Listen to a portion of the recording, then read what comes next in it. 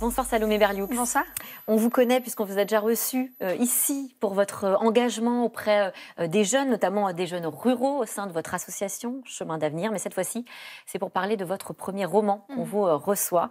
Ça s'intitule La peau des pêches. Voilà, c'est chez Stock. C'est une histoire d'amour, un désir d'enfant, tout simple, très naturel. Et puis l'attente de ce bébé qui ne vient pas. Diane, l'héroïne de votre livre, c'est aussi vous, Salomé. Vous racontez avec une honnêteté, une pudeur bouleversante, la découverte finalement d'un mot qui va transformer votre vie, l'infertilité. L'infertilité, oui, tout à fait. Un mot qu'on ne prononce pas beaucoup, alors qu'il concerne des millions de gens, des millions de femmes et d'hommes en France qui se battent pour pouvoir faire une famille, pouvoir fonder une famille, avoir un enfant, et qui se retrouvent confrontés à cette situation, comme Diane et Aurélien dans La peau des pêches. Comme vous le disiez, ils s'aiment, ils se rencontrent. Lui est un peu plus âgé, elle a une bonne vingtaine d'années, elle va avoir 30 ans, lui en a 40. Il a déjà une petite fille d'un premier mariage.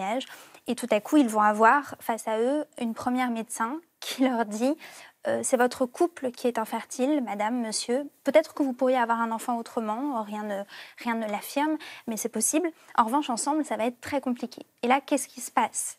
Et c'est pour ça que j'ai choisi le format du roman. J'aurais pu faire un essai, parce que c'est aussi ce que je sais faire et ce que j'aime faire. Et j'ai eu beaucoup de témoignages au moment de l'écriture du livre, donc j'aurais pu me lancer là-dedans, mais je trouvais ça essentiel d'essayer à travers l'intime de toucher à l'universel et à travers des personnages, à travers une histoire d'amour, à travers ces épreuves-là, parler de ce que rencontrent beaucoup de couples. Parce que finalement, ça touche des millions de Français. Vous le disiez, plus d'un couple sur 8 rencontre des difficultés pour concevoir un enfant, consulte pour des problèmes de fertilité. Comment est-ce qu'on explique finalement que ça soit si peu abordé ? Est-ce que c'est un sujet tabou? Oui, je me suis beaucoup posé la question, y compris parce que, et c'est ce que racontent tous les couples qui traversent ça, le silence qui entoure cette situation intime, ça fait aussi partie de la difficulté de la situation. Si on en parlait, si on pouvait le dire, s'il y avait des mots pour le dire, pour parler de ce manque, de cette absence renouvelée, des échecs, de ce que ça voulait dire concrètement, de faire un processus de procréation médicalement assistée, une fécondation in vitro. Peut-être que ça changerait les choses. Alors le tabou, est-ce qu'il tient au fait que ça fait peur parce qu'on ne sait pas si c'est du côté de la vie, du côté de la mort, du côté de la maladie? Est-ce que, et là ça me gêne plus, est-ce que c'est parce qu'on considère que c'est un peu humiliant? Il y a quelque chose que la société projette sur les couples qui n'arrivent pas à avoir d'enfants, comme s'ils n'étaient pas un vrai homme et une vraie femme. Les hommes, on se dit, bon, ils n'arrivent pas à poursuivre leur lignée. Est-ce que infertile, ça veut dire impuissant? Non, je vous rassure, ça ne veut pas dire impuissant, madame, monsieur. Est-ce que les femmes qui n'arrivent pas à être mères, est-ce qu'elles sont vraiment des femmes? Est-ce qu'elles s'accomplissent pleinement sans la maternité? Et pourtant, la PMA, pour le coup, la procréation médicalement assistée, on en parle beaucoup. Mais est-ce qu'on en parle peut-être d'une façon trop limitée? Vous avez raison, on en parle et c'est très bien sur le thème d'un élargissement des droits pour les couples homosexuels, pour les femmes seules. Donc on se pose cette question-là.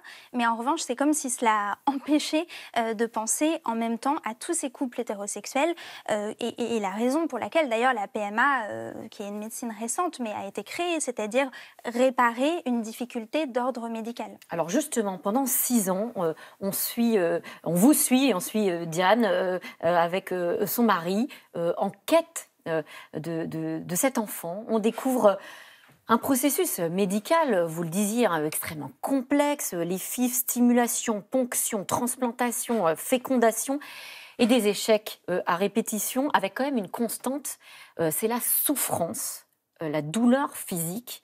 Est-ce que vous étiez préparée à ça? Non.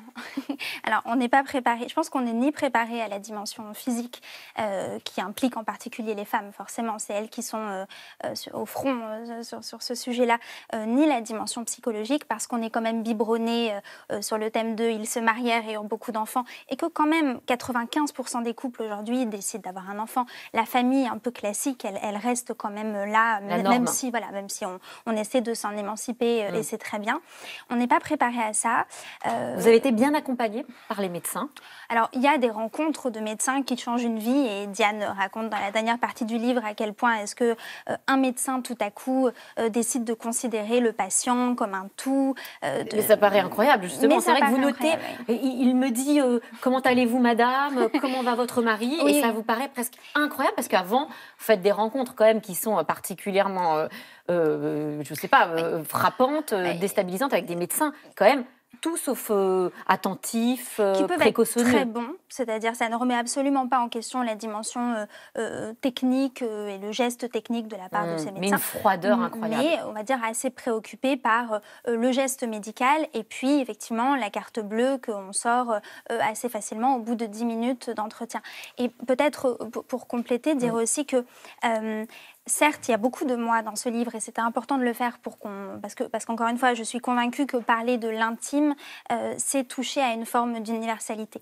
Mais c'est un livre qui est nourri de beaucoup de témoignages de femmes et d'hommes autour de moi. Vous en avez reçu beaucoup, je crois, depuis la publication de ce livre. C'est incroyable. Ça fait partie ces derniers jours des moments un peu bouleversants de recevoir des centaines et des centaines de témoignages d'hommes et de femmes qui disent « c'est ce livre-là sur lequel j'aurais aimé tomber quand j'ai été lancée dans ce processus ». Et ce qui me plaît aussi, et je trouve ça important de le dire, c'est qu'on parle beaucoup du texte de La peau des pêches comme d'un texte littéraire.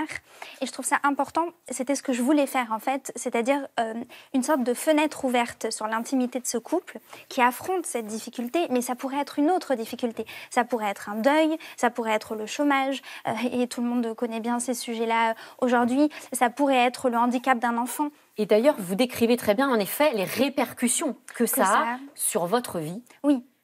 Sur les vacances, le budget, l'endroit où on décide de vivre. Ça, c'est ma casquette chemin d'avenir. Mais c'est vrai que je pense sans cesse à toutes les femmes qui vivent loin des médecins, loin des centres hospitaliers et qui se découvrent tout à coup infertiles. Comment font-elles? C'est extrêmement compliqué. Oui, parce qu'il faut raconter, il y a des piqûres alors, très précises tous les jours. Des interventions à des moments clés. Il y a la question des transferts d'embryons. Et j'ai essayé à travers des scènes que j'espère charnelles, que j'espère personnelles, que j'espère drôles aussi parfois, de raconter justement ces différents épisodes, comment est-ce que tout à coup des embryons qu'on doit transférer, eh bien les embryons ont disparu et on apprend à Diane et Aurélien que non, ils ne pourront pas faire ce transfert d'embryons. Donc Diane et Aurélien s'interrogent, est-ce que le médecin a renversé du café sur les embryons, est-ce que le frigo était mal branché? On se retrouve quand on est dans cette situation-là à vivre des situations tragico-comiques et c'était ça que j'avais envie de raconter aussi. Et vous le racontez très bien. Est-ce que le couple à traverser toutes ces épreuves? Comment est-ce qu'ils résistent? Ce qui est compliqué, je pense, Diane et Aurélien se le disent dès le début, et ça, on se l'est dit, mon compagnon et moi, mais comme plein d'autres couples, encore une fois, ce qui est compliqué, c'est qu'on n'a pas vraiment le choix. C'est soit on s'accroche et on se tient la main, soit ça va être très compliqué. Et donc, en tout cas, Diane et Aurélien font le choix de se tenir très fort la main tout au long du livre. Et de traverser les épreuves ensemble. 6 ans de combat, et puis des conséquences paradoxales aussi sur vos relations avec les enfants. Parce qu'en même temps, vous en voulez tant, et en même temps, ceux des autres, parfois, vous êtes dans le rejet. Que dire à ceux qui nous regardent, à ceux qui se retrouvent dans votre situation ou qui ont des amis dans votre situation? Est-ce qu'il faut rester naturel? Est-ce qu'il faut éviter d'en parler? Alors, vraiment, j'aurais beaucoup de mal à donner des conseils parce que l'entourage, notamment, donne parfois des conseils qui peuvent être un peu maladroits, qui peut manquer la cible. Oui. Donc, se protéger, faire attention à soi, se tenir le coup parce que c'est vraiment un parcours du combattant. Et se dire qu'on peut aussi être une femme et être un homme, y compris dans cette épreuve. Dernière question, cette citation qui ouvre quasiment votre livre, « Je n'ai plus qu'à m'asseoir et attendre la mort », c'est cette phrase qui vous donne envie d'écrire. Comment allez-vous aujourd'hui? Je pense que la peau des pêches est une façon de répondre à cette question, c'est-à-dire en faisant du judo avec une réalité douloureuse et en essayant aussi d'en faire quelque chose de collectif pour parler à toutes ces femmes et à tous ces hommes, à leurs proches qui ont envie de comprendre. Voilà, c'est ce livre et donc c'est une façon de répondre positivement à la question comment allez-vous. La vie est douce et âpre en même temps. Exactement, Merci, les deux Salomé. existent. Merci à vous. Merci Salomé Berliux. Tout de suite, c'est dans l'air. Bonne émission.